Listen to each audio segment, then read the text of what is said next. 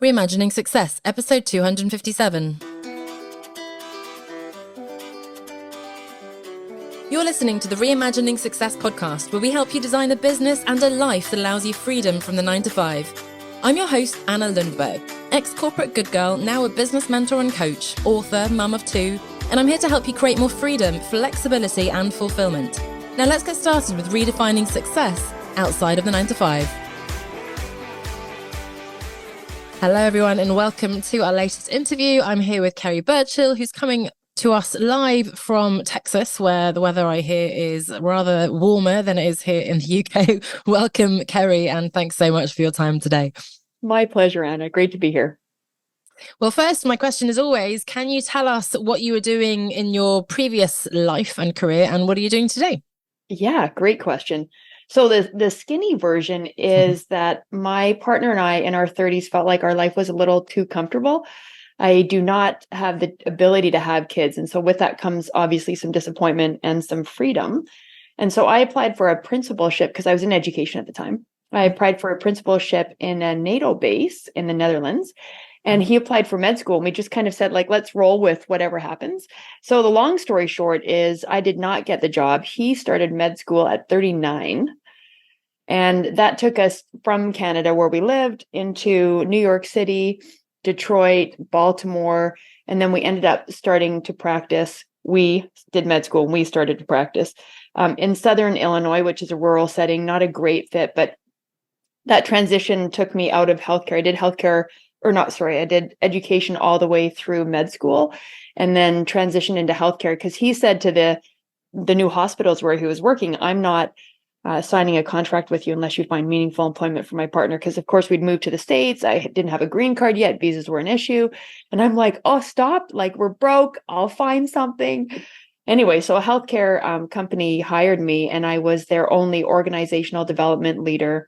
And that really transitioned me into corporate. But then I found myself so frustrated with just the pace of change and the openness of the organization, and really in some ways just a misalignment with some of the values, that we ended up moving to Texas. And I just said, you know what, I'm going to try this entrepreneur thing 100% on my own and lean into it. And so I've been on my own for a couple of years. I incorporated in 2018, but I've been on my own for 2 years. And man, I wish I did it sooner. Yeah. Love it.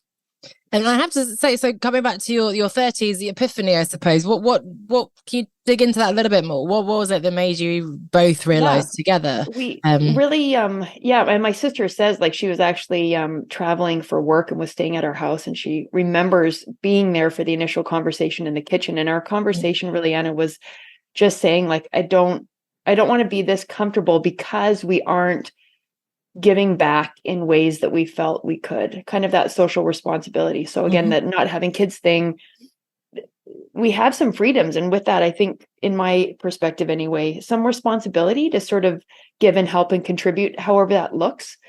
And so we just didn't want to hit the ceiling, which we anticipated really by the end of our 30s.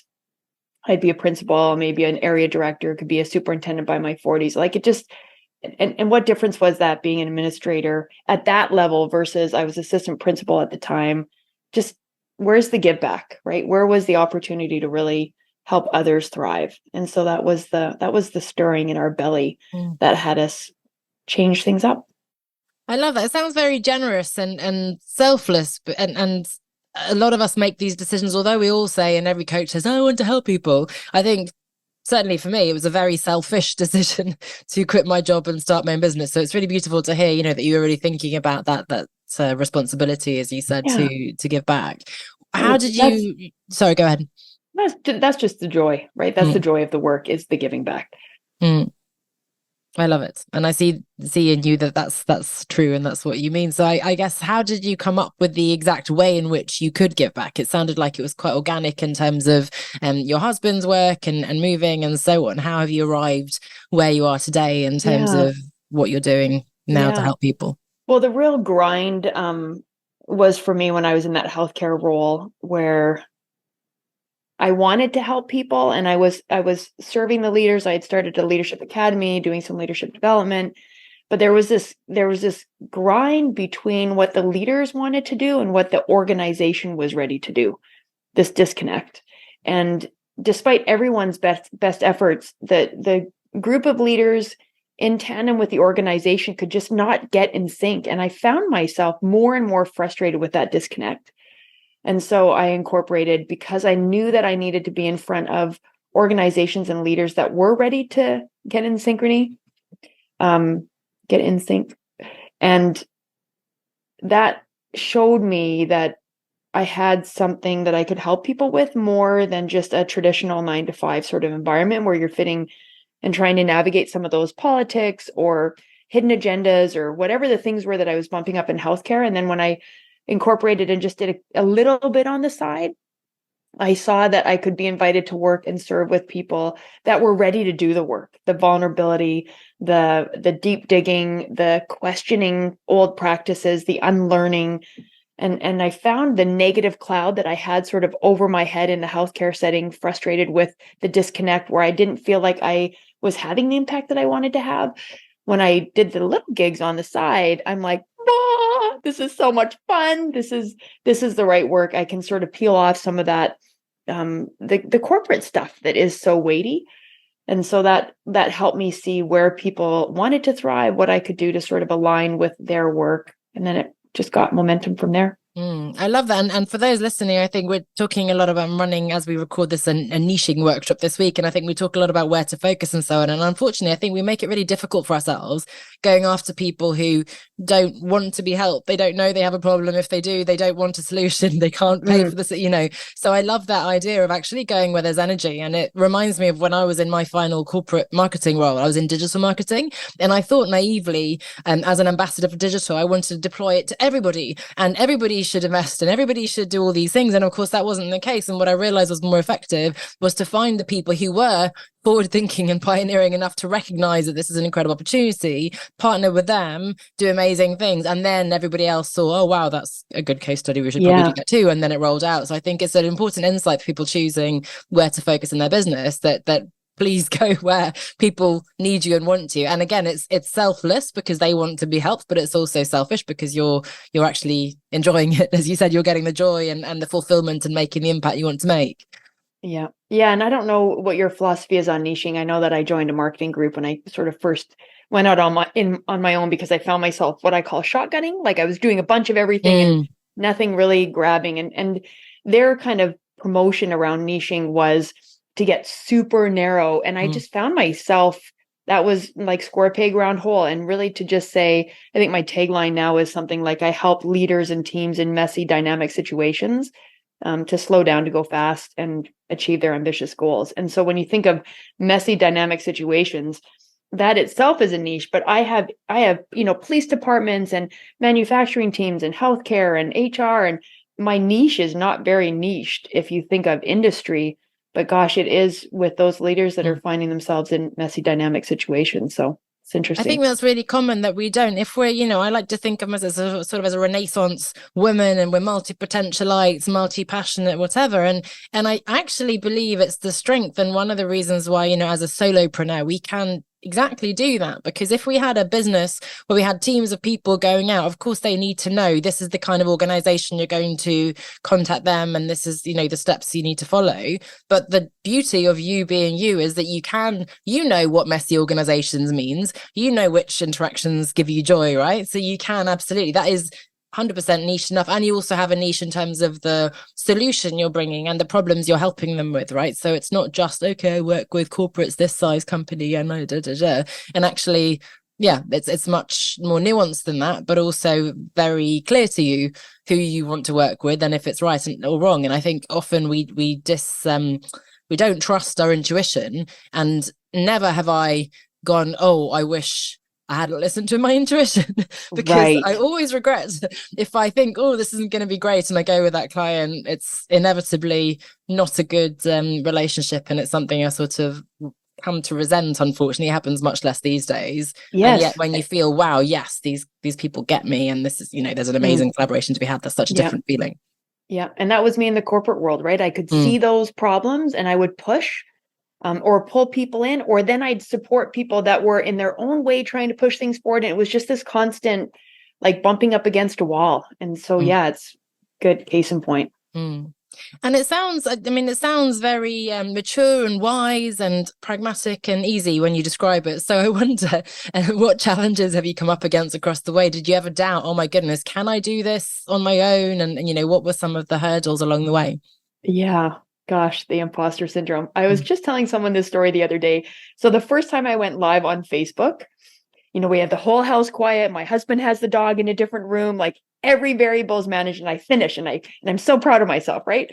And it's of course like terrible backdrop. I look at these videos that I still have up just to evidence my growth. But I come out of the room and I'm like, handsome. That's what I call my husband. Handsome, what did you think? And he's like, oh, I didn't listen to it.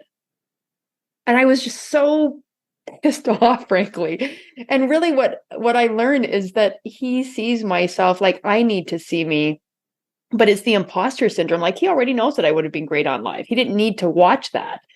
And so sometimes fighting that imposter syndrome, I try to see myself through other people's eyes that see me and believe in me. And that's kind of my strategy to combat some of that.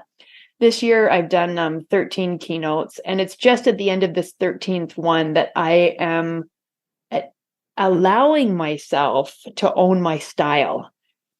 And I think when you try to fit in a mold of what you think things should be like, or you're trying to be someone that you emulate or that you really like admire, and then try to be like them, emulate their style, then it's just this inauthenticity that kind of happens.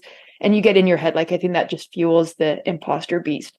So I've definitely struggled with that. So my strategies are to see myself through someone else's eyes, and then just give myself permission to be me. Like in a keynote with hundreds of people, I'm polling the audience, I'm walking around the tables, I'm very informal. I'm not your polished like comedian on the stage. And just instead of trying to be that person, just going, no, this is my style. And appreciating that that's going to align for some conferences and it's not for others, and that's okay. I love that so much. And I think it's so easy to, especially when we're starting out, we're looking to other experts and gurus. And then we think, oh, this is the model we have to copy. That's the business model. But also, oh, this is how you need to do your reels on Instagram. And this is how you need to post on LinkedIn. And we're constantly looking for the answer of how to do it. And actually, again, super reassuring, empowering. There is no right answer. The right answer is whatever you want to do, feels good to you, gets you the result that you want. Yeah. And 100% of my business has been referral. Like none of it has come from social media or other things. Now, people do stalk me on social media to make sure that I'm legit, or they'll check out my website. They'll do other things, but there's some sort of referral, or they've met me in person, which is like the counter opposite of what the imposter should. Like it's the antidote to the imposter thing, is just that fact that 100% of the business has been on referral. So imposter, go away. Like I'm not trying to be anybody else. They want to work with me. It's me that they want. It's not me trying to be someone else. They don't want the other thing that I could be. They want me. And so just really doing some head talk. I've got a coach and an accountability group that just help me stay grounded. But there are times when I'm leaning into like new work and I'm going, I don't know if this is me. I don't know if I can do this. And then of course my husband will just like give your head a shake, right? Or other people will just chunk it down where I can sort of manage that head talk. I love that. And to have a supportive partner is so, so valuable, isn't it? Someone who believes in you. And as you said, doesn't have to, that classic, like if you say, do I look fat in this? They don't need to look at you like, nope. They know the answer with that. Yes. It feels like that. Yes. But that's it's funny again how serendipitous the world is. I just spoke to someone earlier today who also said everything comes from referral and so on. But as you said, the reassurance someone gets, or a social proof sort of thing of going on to seeing like, oh, okay, I can see she's posted on LinkedIn and articles and so on. And of course, it's still a good way to get in front of people. And it's an important reminder to you. And I'm glad to hear that you say that of course, if people want to work with you again and they've heard you, that's that's sort of the net promoter score kind of dreamland of every business, right? If other people are recommending you, that means that you certainly do have a clear enough niche because they've clearly communicated your value, and it means that you're doing a really good job. So really important reminder, I think, man. Yeah. And so, funnily enough, yeah, you mentioned the speaking, and we talked offline before we started recording. You said, "Oh, these 17 or whatever it was keynotes just fell into my lap." So it sounds very easy. But so, in terms of Yeah. the business model, was it you're doing? You're speaking, you're training. What would talk Yeah. us through? Sort of, who do you work with? What do you do? Yeah. Yeah. So I would say 50% of my work is leadership development, and 25 is this new speaking thing that wasn't even on my website before I got asked to do the first keynote. And 25% is coaching. So I do a lot of stuff online. The keynotes recently have had me traveling a little more than I want to, but I probably go on site for the organizations I serve maybe once every 2 months on average.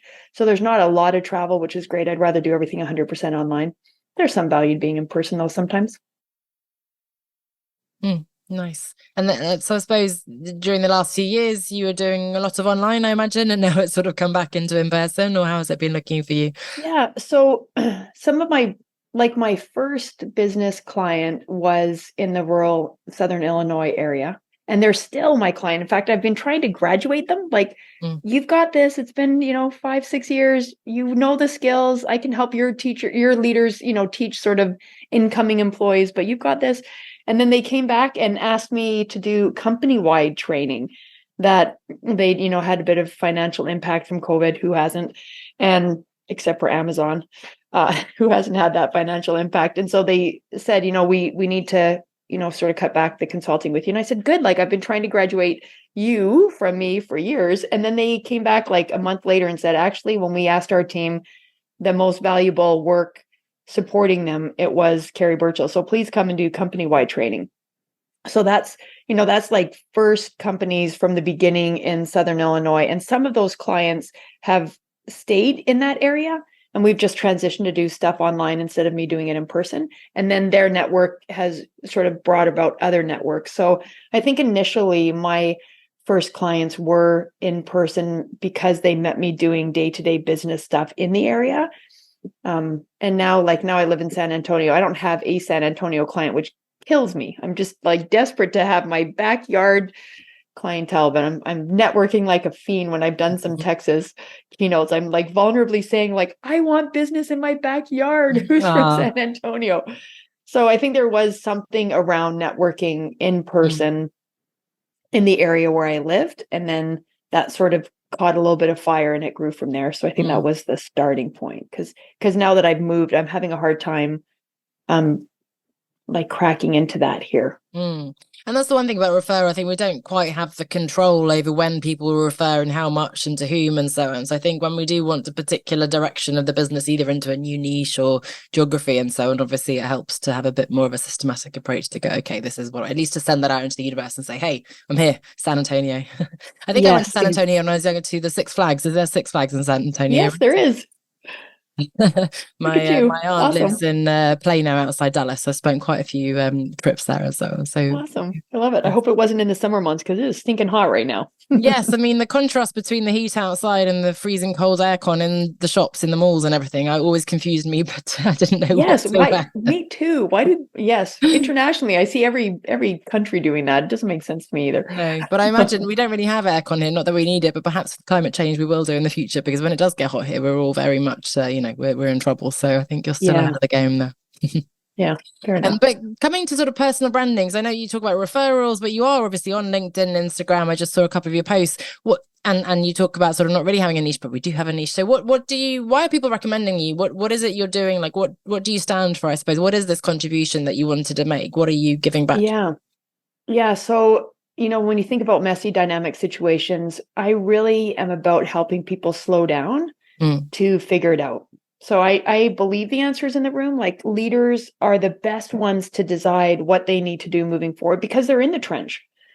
So my analogy is, if I wake up in the morning and I feel really sick and I say to my partner, oh, I don't feel that good. And he says, are you going to go to work? Yeah, I'm going to go to work.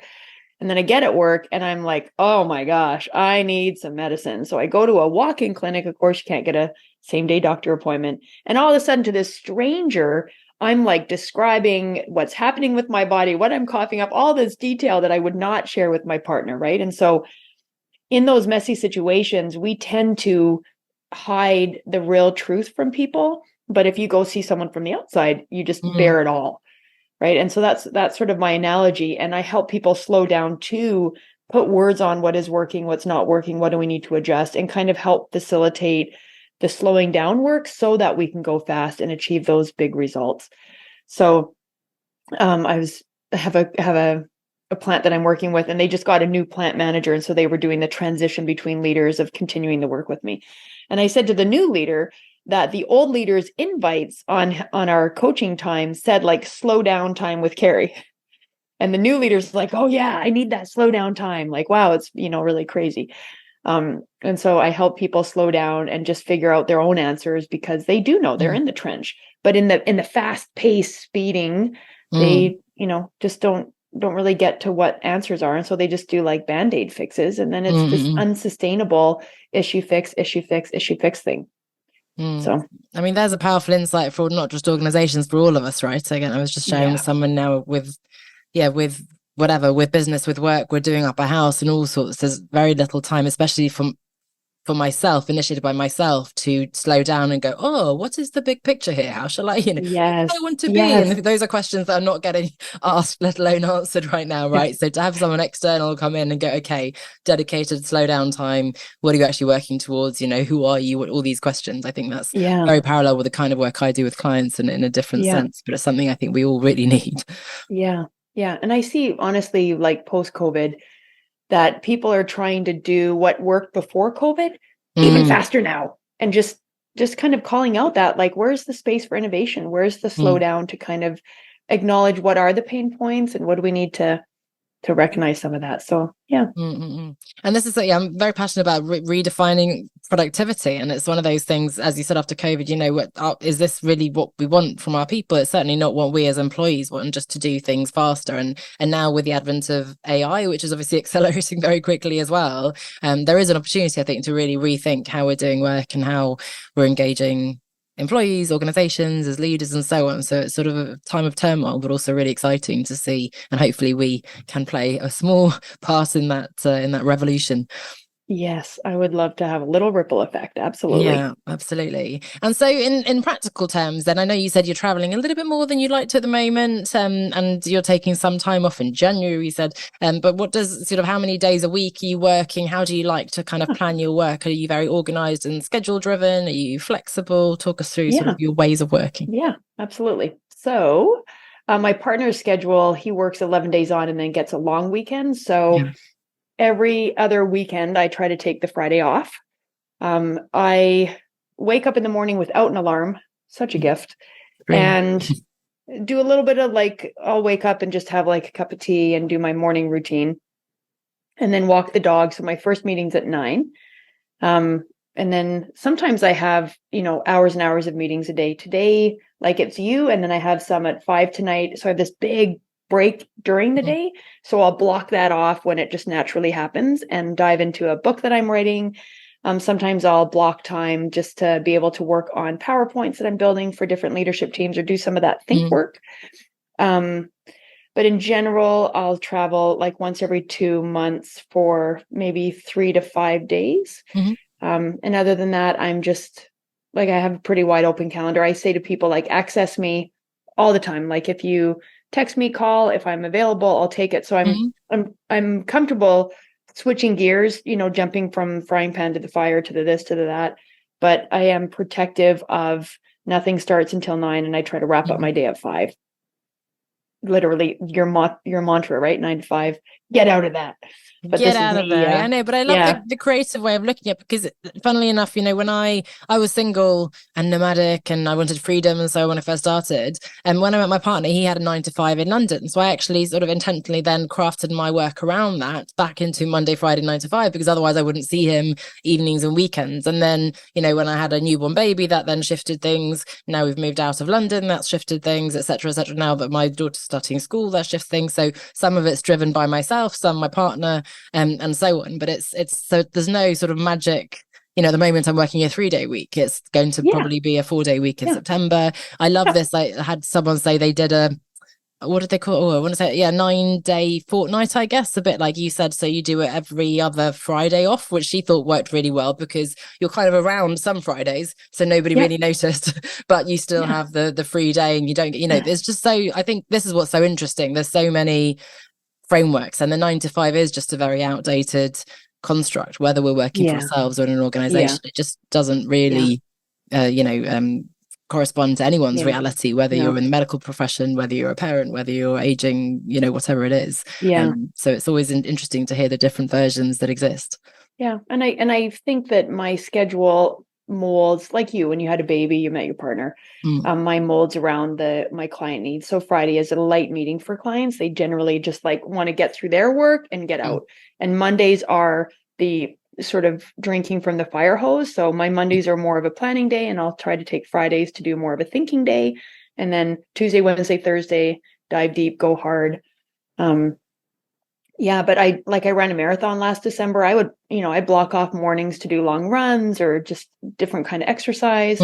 So just, yeah, I mean, it's the flexibility, right? It's my schedule. I decide. It's like, cool. We have a bunch. I think we have 4 or 5 long day weekends, September, October, November, January. I'm taking a couple weeks off. So yeah, just that I don't have to beg anyone to give me hours back. I don't have to ask permission to get time off. And we've been on holidays where I've done like a keynote for 150 people, like virtual. I was the only virtual one. Everybody else was in a big ballroom at a university campus. And it's just like, oh, let me just dip out of the pool, quickly do my hair, jump on, and then finish up. Oh, let me go back in the pool, right? Just like, how cool is that? That's so cool. And I love how you just casually dropped in that you've run a marathon as well. So it definitely sounds like you've got some good balance there, in and out of the pool, running, training, a lot of hours for a marathon. I've not managed a full marathon, so that's fantastic. What else did you, other sort of hobbies and things? How else do you play in the week apart from, the work and exercise? Yeah. I mean, honestly, I'm a sleep hog. We go to bed at like 8 or 9, and probably read for an hour of just whatever stuff. So during the week, we have a great neighborhood. I can't say enough about my neighbors and how awesome they are. So we'll connect at the local watering hole, or walk our dogs together, or just, I don't know, have spontaneous dinners together, just kind of like potluck, throw stuff together. Yeah. Well, it sounds very, I was going to say Zen, but it sounds like you're very clear and confident, and you're doing work that works for the clients, but you're also doing it on your own terms. It sounds like you've created something really, really great. And what's next for you now, Kerri? What are you working towards in the coming months and years? I just do feel so lucky. And this is where the imposter can sneak in, right? Because July, August is just slower for my clients. And then I can think, oh, I don't have new ones. Oh, what, and just no, it's gonna, if I keep serving, it will keep growing. I just know that, right? That's been the mantra. So, future, I have leaned into the speaking thing a little more than I had planned, which is great. But I am increasing my price because I don't want to just do it as much as I was. I mean, I had some days where I'm like 4 days, 6 flights, 2 different places, just crazy. That's not fun. So probably some more speaking, but in more select areas. And then I'm publishing this book leading out of the ASKhole trap, ASK. That should be on the stands late December. And I think that will drum up some other opportunities. So yeah, well, again, if you're open, so I didn't tell you this backstory. I have this other saying, if you're open, you'll see it, which came from my grandmother who turns 104 this month, and her boyfriend who said his sort of life advice was, if you're open, you'll see it. So I have the book, I have some speaking, obviously the ongoing work with clients. I don't know where that work is going to take me, but I know if I'm open, I'll see it. Oh, I love that. That's such a beautiful, succinct way to put it. And how old is the boyfriend? Is he also old and wise, or is it a younger gentleman? He passed away in 99, I think. Yeah, grandma. Bless her. She was with him. It was not fun. But they were out walking, going to the local coffee shop, just cool. Yeah. I guess when you're that old, you're just used to people dying on you, but grandma's a trooper for sure. She's amazing. And the book, of course, will be an amazing business card and credibility builder on top of what you have. So expect some more speaking there, Kerri. I'm afraid you might have to do some more speaking there with the book coming as well. But that's super exciting. What an achievement. Thank you. So we'll link to that in due course when it comes. But where can we find you in the meantime? Yep. KerriBurchill.com. KerriBurchill.com. Love it. You can find me on Facebook and LinkedIn and Instagram. And I have weekly emails if anybody's interested in signing up for that stuff, or of course, contracting with me to slow down to go fast. Perfect pitch. Thank you so much, Kerri, for sharing so graciously, and congratulations on everything you built. Here's to the next phase of your successful journey. Yep, for both of us, Anna, for sure. Thank you. All right, take care. If you'd like to create your own transition story and escape the 9-to-5 to work for yourself, then come and join us over in the Business Incubator. This is a comprehensive online program and community designed to give you the roadmap that you need to help you figure out what you really want to do, come up with a workable plan, and take the right steps to achieve it. Read more and join us over on onestepoutside.com/9-to-5. That's onestepoutside.com/9-to-5.